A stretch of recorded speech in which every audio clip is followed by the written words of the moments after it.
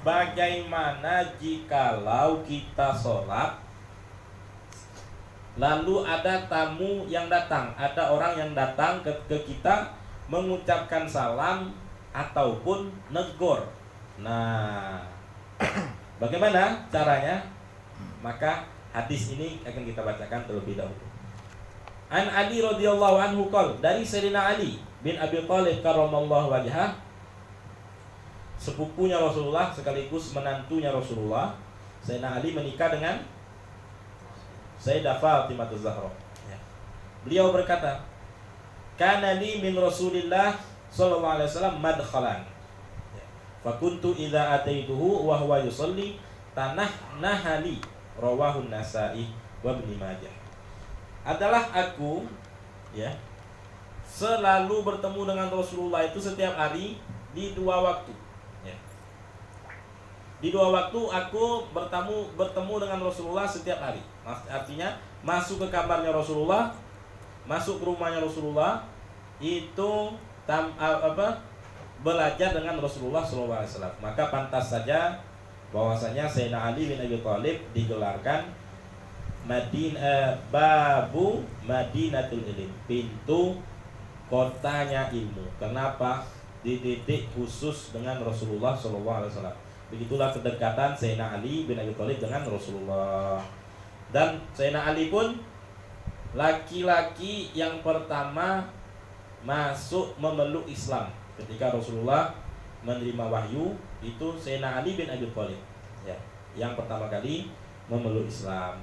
Baru Sayyidina Abu Bakar Siddiq. Baik. Nah, ketika aku datang, Rasulullah sedang sholat.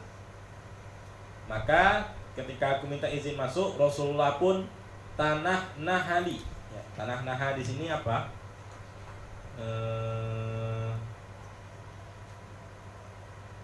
Tanah nu itu berdaham.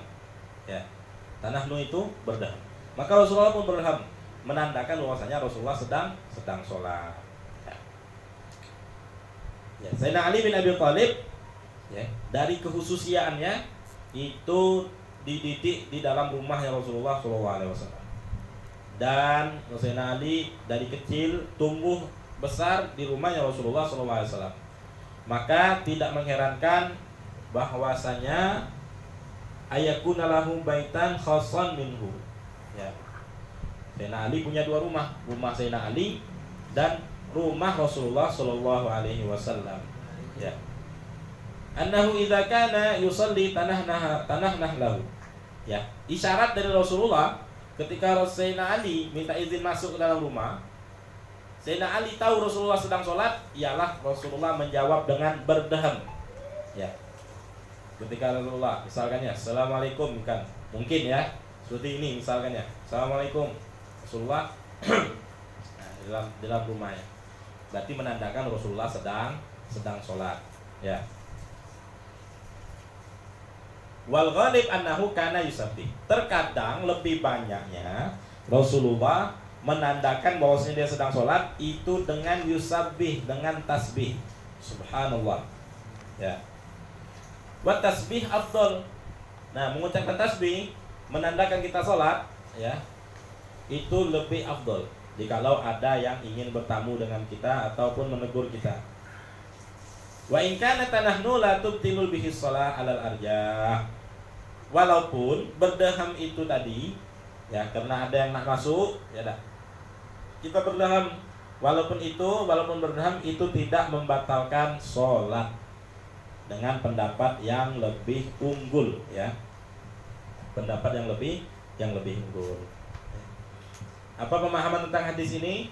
Bahwasanya berdaham di dalam sholat tidak membatalkan. Tidak membatalkan.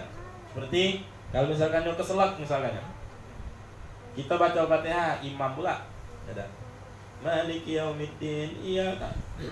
Nah, ada yang nyangkut kayak tenggorokan tuh. Rupanya imam takut berdaham rupanya. Laju tak terbaca Al-Fatihah berjam-jam. Gara-gara takut berdaham tadi. Jadi kalau dalam sholat berdaham itu tidak mengapa jikalau tidak bisa disebabkan dengan tenggorokan kita tadi tidak bisa kita membaca zikir, maka tidak apa-apa kita berdahan misalkan. Seperti itu ya.